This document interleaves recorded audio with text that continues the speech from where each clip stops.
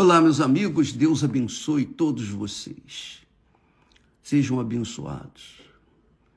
E se alguém tem alguma coisa contra mim, ou se alguém me ofendeu, eu perdoo. Eu perdoo todos quantos me ofenderam, têm me ofendido, ou vão me ofender. Porque no que eu perdoo, eu também sou perdoado. Se eu não perdoar, eu tampouco serei perdoado. Então, é uma questão de inteligência, sabedoria. Quando eu perdoo, eu sou perdoado. Eu libero perdão e eu sou perdoado também. Então, que todos, sem exceção, sejam perdoados e abençoados, em nome do Senhor Jesus Cristo. Eu gostaria ainda de falar sobre a verdade que liberta, a verdade que se manifesta para todos quantos têm juízo. Quem tem juízo e ouve a verdade, obedece, segue. Quem não tem juízo, dá de ombro, despreza, desdém. Mas o fato é que nós temos visto nas Sagradas Escrituras que Deus zela pela sua palavra, porque a sua palavra é a sua honra. A palavra de Deus é a honra de Deus. Deus nos tem dado a sua palavra, a sua honra.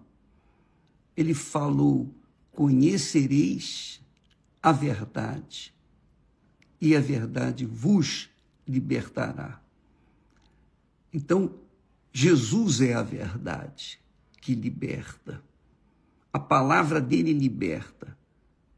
Quando você lê a Bíblia, você que costuma ler os salmos, que são bonitos, quando você lê os salmos, você vê a expressão dos salmistas que foram inspirados pelo Espírito Santo e que nas horas amargas da vida apelaram para Deus, invocaram a Deus, buscaram a Deus, buscaram-no não porque o viam, não porque tocavam, não, buscavam porque eles tinham a palavra, a promessa de Deus, a promessa de Deus, a palavra de Deus, a honra de Deus.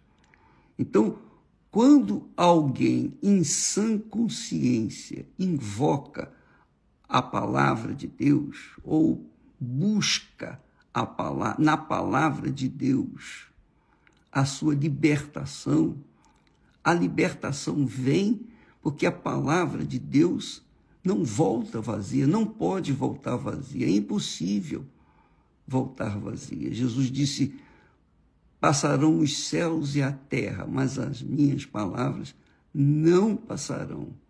Olha só, Deus fala isso com o seu povo de Israel, especialmente no que diz respeito ao último profeta.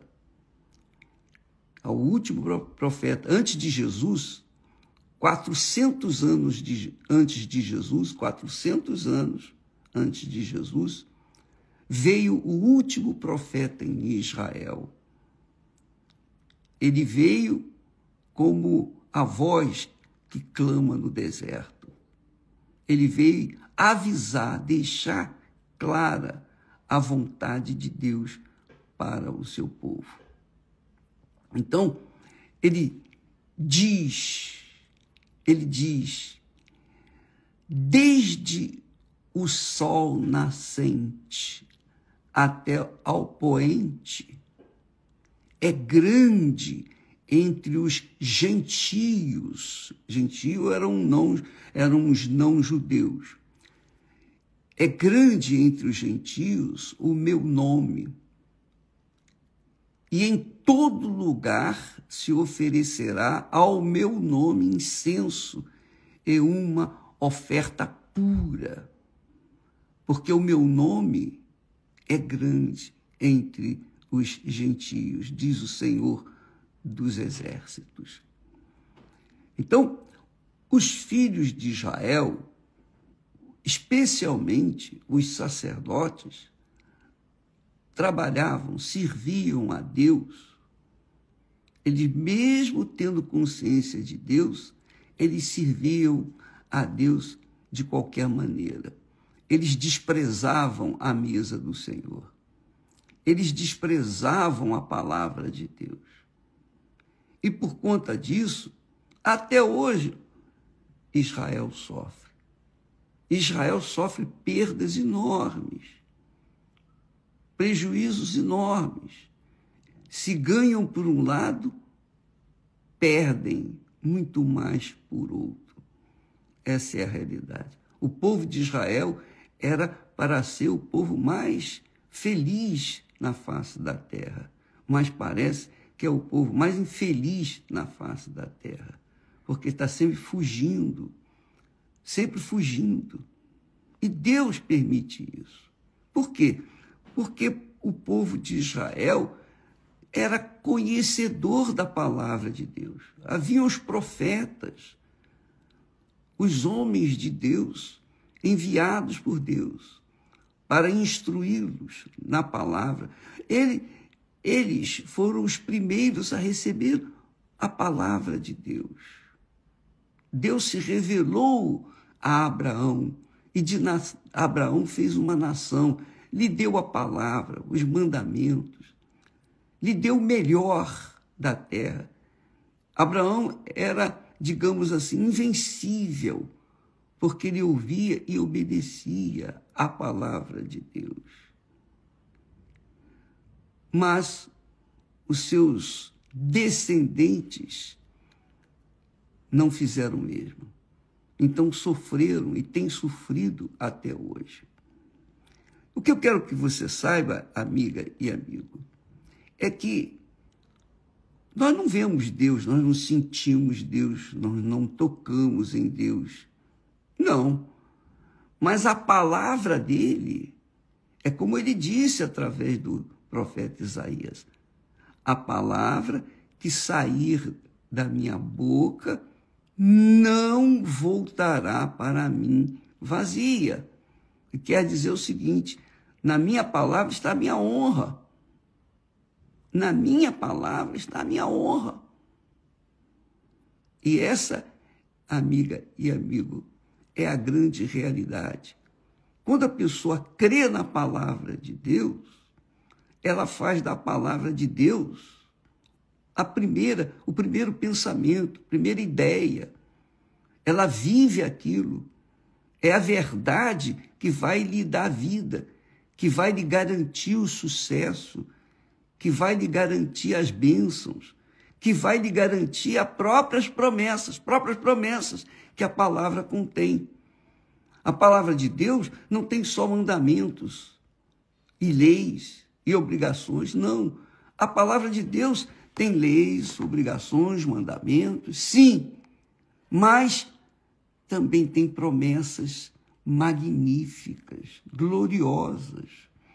Se você ler Deuteronômio, capítulo 28, ali estão escritas bênçãos para os que obedecem, seguem a palavra de Deus. E ali também tem as maldições. Então, de um lado, tem as bênçãos. E as bênçãos são completas, são totais, sobre todos os aspectos, físico, emocional e espiritual, em todos os aspectos. Agora, essas bênçãos dependem da pessoa ouvir e obedecer também os mandamentos. Por isso Jesus disse, conhecereis a verdade vos libertará. Quando a pessoa tem juízo, ela conhece a verdade, ela vai em busca dessa verdade. Ela vai cobrar de Deus essa verdade. Aliás, eu quero dizer para você que domingo agora nós vamos ter um movimento de fé em todo o mundo, onde todas as pessoas que quiserem estiverem disponíveis para provarem a palavra de Deus, fazer uma prova com Deus. Fazer uma prova com a palavra de Deus é fazer uma prova com Deus. E quando se faz a prova com Deus, se vê claramente que ele existe, porque a sua palavra é a sua honra. A sua palavra é a honra de Deus. Jesus chegou ao ponto de dizer, passarão os céus e a terra, minha palavra não passará. E é verdade, você sabia que a palavra, mesmo que não seja de Deus, a palavra não morre, você sabia disso? A palavra não morre. A palavra é como a alma não morre, a palavra também não morre. Ela não morre.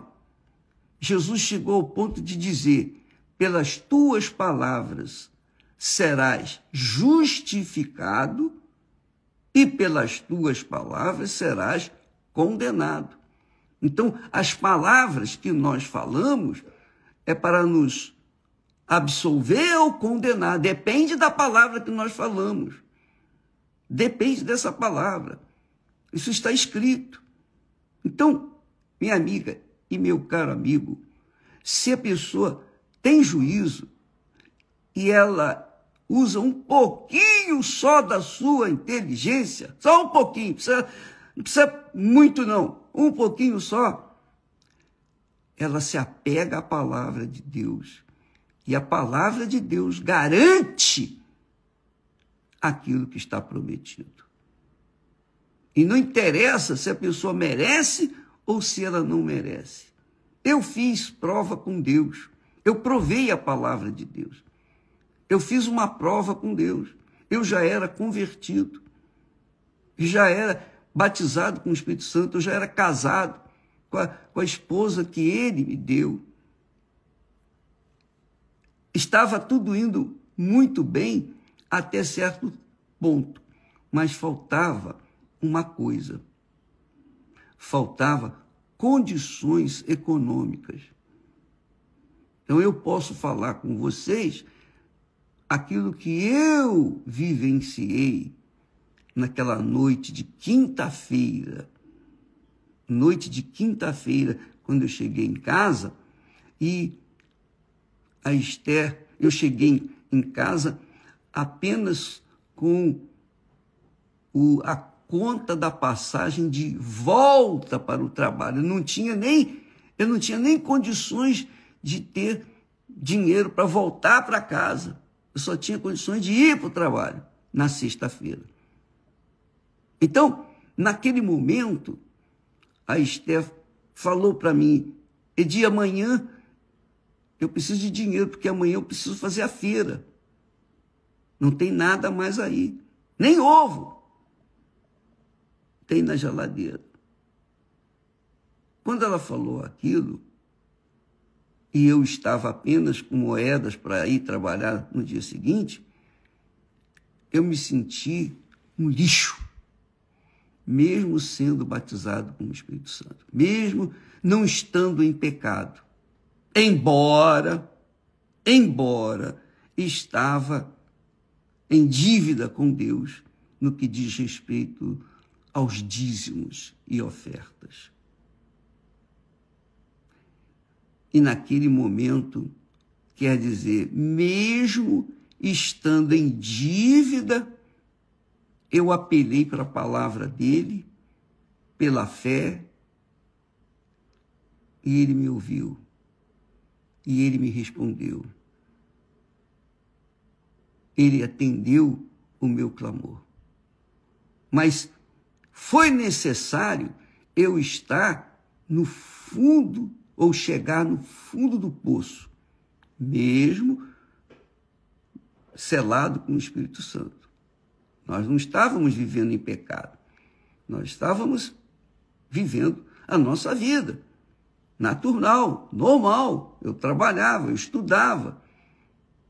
E eu procurava fazer das tripas coração, para poder sustentar a casa, sustentar a família. E a família era Esté e eu só, mais ninguém.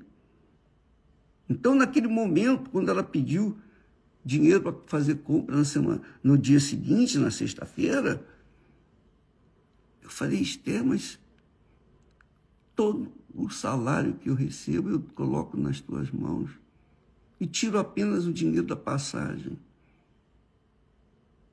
Como é que acabou? Acabou, não deu mais. Por quê? Porque naquela altura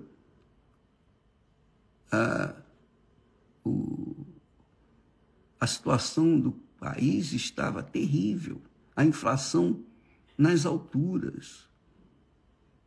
Então, o dinheiro que a gente ganhava mal dava para comer. E naquela noite de quinta-feira, eu fiquei desesperado. Não com raiva dela, de forma nenhuma, aborrecido com ela, não. Mas aborrecido comigo mesmo.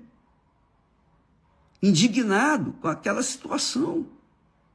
Porque eu cheguei ao momento em que falei, vem cá, vamos lá no quarto. Aí saímos do banheiro e fomos para o quarto. Estávamos conversando no banheiro. Vamos lá para o quarto. Aí eu me ajoelhei, ajoelha do outro lado, e ela ajoelhou do outro lado. Peguei a Bíblia, colocamos assim, em cima da cama. Eu abri em Malaquias, neste profeta, o profeta Malaquias, no capítulo 3 e o versículo 10, e eu li o texto que Deus falou. Deus disse muito claramente, ele diz assim, vou ler o texto um pouco antes. Ele disse para o povo de Israel, os filhos de Jacó, desde os dias de vossos pais, vos desviastes dos meus estatutos e não os guardastes.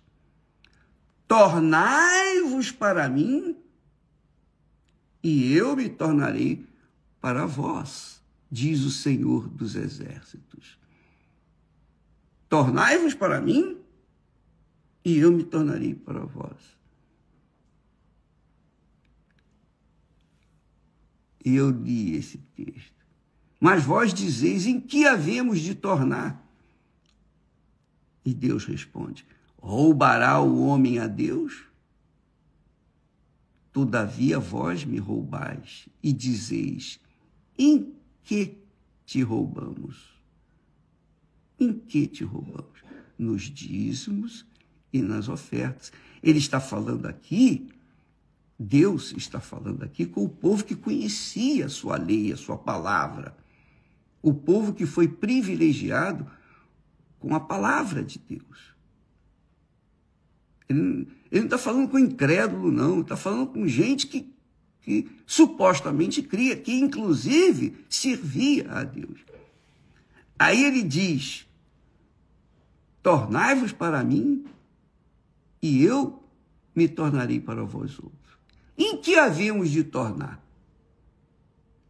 Deus faz essa pergunta. Vós dizeis, em que havemos de tornar? Aí ele diz, roubará o homem a Deus? Todavia vós me roubais e dizeis, em que te roubamos? Nos dízimos e nas ofertas. Com maldição sois amaldiçoados, porque a mim me roubais. Sim, toda a nação. Toda a nação. Imagina. Aí ele diz, trazei, ele está dando resposta. Ele está dizendo, como é que você pode se tornar para mim? Como é que vocês podem se tornarem para mim? Aí ele diz, trazei todos, sacerdotes, os que não são sacerdotes, o povo em geral, todo mundo, trazei todos os dízimos à casa do tesouro. A casa do tesouro era um banco que havia ao lado do templo, uma casa grande, porque tinha muita coisa ali. Tinha ouro, as pessoas traziam ouro, prata, joias, animais, tinha tudo. Tudo. Ele diz, trazei todos os dízimos à casa do tesouro, para que haja mantimento na minha casa. E depois, fazei prova de mim nisto, diz o Senhor dos Exércitos. Fazei prova de mim nisto, quer dizer, nos dízimos e nas ofertas, diz o Senhor dos Exércitos. Se eu não vos abrir as janelas do céu e não derramar sobre vós uma bênção tal que não haja lugar suficiente para recolherdes. É o que Deus promete na sua palavra. Você está com problema econômico? Você está? Pois é. Deus já respondeu. Deus fala o que você tem que fazer. Eu peguei esse texto na oração que fizemos. Eu dei as mãos a Esther e eu orei. A minha oração não demorou nem um minuto, porque eu estava tão irado, tão envergonhado, porque eu tinha tirado a Esther da casa dos pais dela com a promessa de dar a ela, no mínimo, aquilo que ela vinha recebendo dos pais. E ali estava eu completamente sem dinheiro, sequer para deixar para ela fazer compra no dia seguinte. Eu estava realmente angustiado, humilhado, envergonhado, revoltado. Não revoltado contra Deus, não. Não revoltado contra Esther, tampouco. Eu estava revoltado contra aquela situação. Deus permitiu que eu chegasse àquela situação para que eu pudesse me tornar para Ele, me voltar para Ele. Porque eu estava em falta com os dízimos e ofertas há 3 meses, porque eu estava vivendo uma situação crítica. Ora pagava as prestações, os compromissos, ora pagava o aluguel da casa, do apartamento. Então, um mês eu pagava o aluguel do apartamento, outro mês e deixava de pagar as outras contas, e depois, no mês seguinte, eu pagava o aluguel e não pagava as contas. Eu estava vivendo assim. Eu estava igual pipoca, pulando na panela, tentando me segurar do jeito que eu podia. Mas chegou naquele momento, não tinha mais o que fazer. Eu fiquei desesperado. Porém, a vantagem é que eu conhecia a palavra de Deus. Eu conhecia a palavra de Deus e eu apelei para a palavra de Deus. Conhecer a palavra de Deus é conhecer Deus. Quanto mais você conhece a palavra de Deus, mais você conhece Deus. Você quer conhecer Deus? Conheça a palavra dele. Leia a Bíblia. Leia. Faça dela um manual de vida. Você vai saber como Deus age, como Deus reage, como Deus vê você e como você vai ver Deus.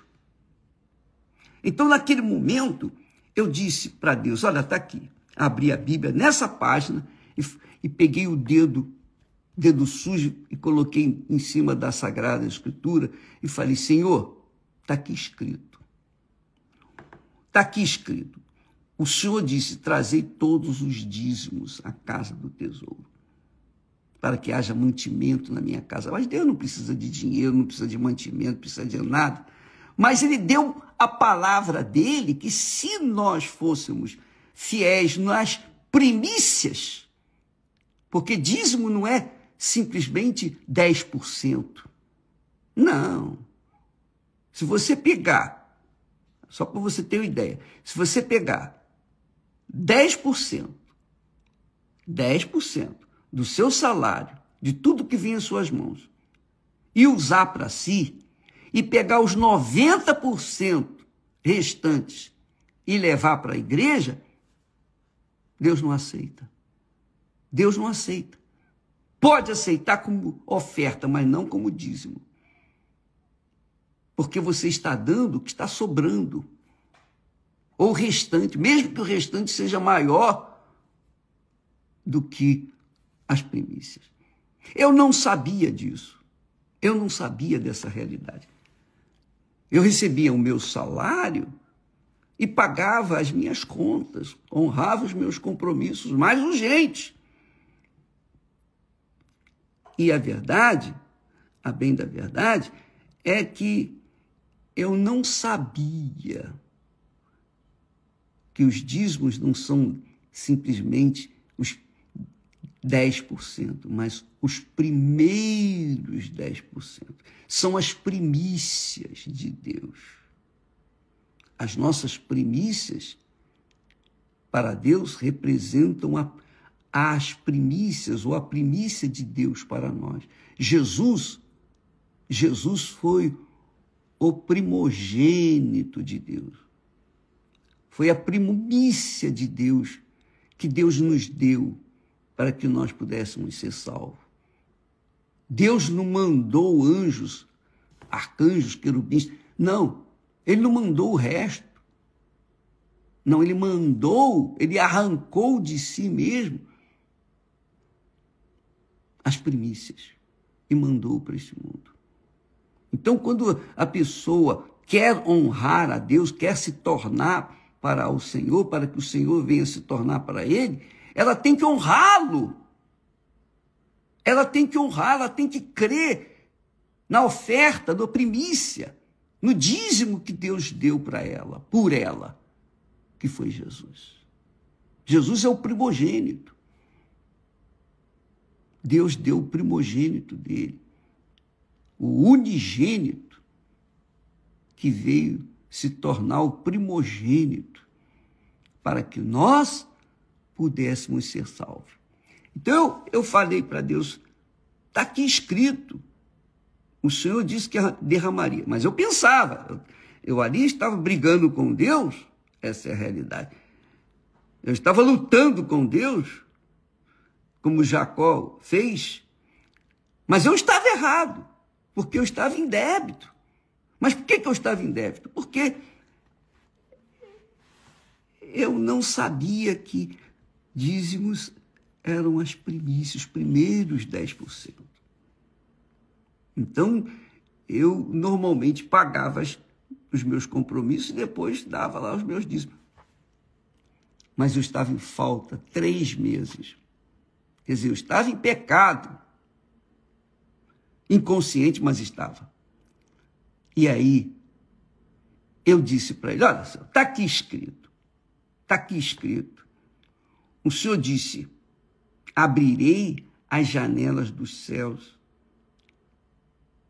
e derramarei bênção tal que não haja lugar suficiente para recolher. Não haverá nem como a casa do tesouro, nem casa do tesouro será suficiente para receber o que o Senhor iria derramar. Mas agora mesmo, nesse momento, o Senhor está vendo a minha situação, eu tenho o dinheiro apenas da passagem para ir trabalhar amanhã. Eu não tenho nem para voltar, eu não sei o que eu vou fazer, mas eu tenho que me virar para arranjar algum dinheiro para voltar para casa. E a Esther está precisando fazer compra, porque está vazia a geladeira, só tem água. E aí eu perguntei, Senhor, isso aqui foi o Senhor que falou ou foi o homem que inventou? Como é que eu vou saber que isso aqui foi o Senhor quem falou? Como é que eu vou saber que isso aqui é verdadeiro, é uma verdade, que foi o Senhor quem falou? Eu só tenho um jeito. O Senhor tem que fazer cumprir na minha vida. E eu não estou te pedindo riqueza, glória, eu estou te pedindo apenas o pão nosso de cada dia. Eu falei isso tudo, tão revoltado, apenas em menos de 1 minuto. Quando eu estava orando, eu vi que a Esther regalou os olhos, ela abriu os olhos, ela pensou assim, vai descer fogo aqui, nós vamos morrer. Mas eu não estava nem aí para o que viesse a acontecer. Eu estava muito revoltado, muito mesmo, humilhado, envergonhado, porque ninguém já acreditava em mim. E agora chega um momento que, pelo amor da madrugada, está faltando comida? Ah, não. Ou Deus é ou Deus não é. Ou ele é verdadeiro ou ele é mentiroso. Como que eu vou saber que isso aqui que está escrito foi ele que falou? Pronto. Nos levantamos, eu fiquei em paz comigo, a Esther ficou apavorada, e no dia seguinte veio a resposta. No dia seguinte, a resposta veio por volta de 1h da tarde. E aí, só em pensar eu sinto alegria. Quando eu penso naquele momento antes, eu estava revoltado, eu fico revoltado, mas eu fico desnorteado. Mas quando eu penso na resposta de Deus, foi muito boa. Quando eu cheguei a casa, por volta de 6h da tarde, eu cheguei com bolsas cheias de comida, carne, tudo mais que a Esther gostava. E desde aquele dia, nunca mais nós tivemos problema econômico. Desde aquele dia. A Igreja Universal do Reino de Deus não existia. A Igreja Universal veio acontecer uns 6, 7 anos depois. Se não me falha a memória. Mas, a partir daquele dia, as portas dos céus, ou as janelas dos céus se abriram. E eu estou falando isso para você, minha amiga. Não é para você bater palmas para mim, não. Eu quero que você bata palmas para si própria. Eu quero que você aprenda a usar a verdade que liberta. A verdade que liberta. Faça a prova. Domingo agora, neste domingo, nós estamos fazendo uma convocação geral para quem tem problema de doença, de enfermidade, de econômico, emprego, para quem está mal das pernas, qualquer que seja o problema, Jesus carregou as nossas doenças e enfermidades. O que nós temos que fazer? Pegar a palavra de Deus, está aqui escrito, Senhor, nós vamos fazer essa prova. Domingo, nós vamos unir a fé em todo mundo, num só espírito, numa só fé. Nós vamos fazer um clamor a fim de livrar os que creem na palavra de Deus, livrá-los da miséria, seja da doença, da enfermidade, seja do diabo, da maldição, do olho grande, da inveja, qualquer que seja o seu problema, nós vamos fazer uma prova com Deus neste domingo. E isso, obviamente, eu estou convidando aqueles que creem na palavra de Deus. Traga a sua Bíblia. Traga a sua Bíblia para que você possa colocar o dedo nas promessas de Deus e cobrar conosco, junto conosco, aquilo que está escrito. Você crê? Neste domingo, em todas as igrejas universal do Reino de Deus e todas as reuniões. Então, domingo agora vai ser o domingo de libertação completa, total.